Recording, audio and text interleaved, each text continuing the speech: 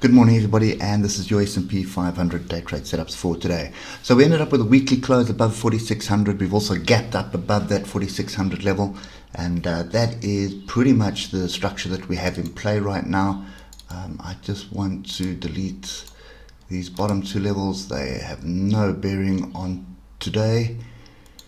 So we've gapped up. I would expect the gap to close and possibly even a retest of 4,600. That is a clear break of structure. We have two measured moves up to the upside. I'll give those to you on the lower time frames so you can just see the structure a little bit better. And this is the first one, which has been tagged. So that measured move is essentially sort of this move here, and the pullback, and then the move up to that measured move. So that one has been done, but we have another one here, which is this head and shoulders or cup and handle. So cup, handle, or shoulder, head, shoulder, doesn't really matter which way you look at it. It's that structure, and that one is going to take us up to the 4650 area. So just keep those levels in. That's what you're aiming for, and just come down to the 1 hour. Right, so a couple of things. So firstly, obviously, this is a big level, 4,600, so you would expect it to be tested somewhat. Oscillators are grouped to the upside is a bit of a worry. You don't want to be jumping in long up there. You want to wait for structure. There is additional structure lower down, so just bear this in mind.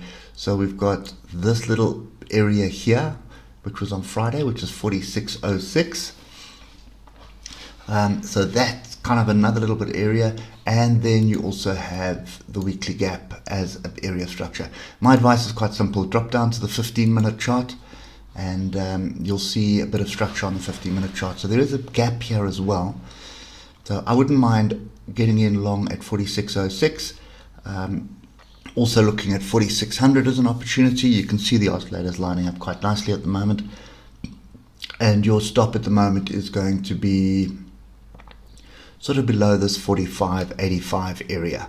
That would be the best area for the stop right now. So that's kind of my view.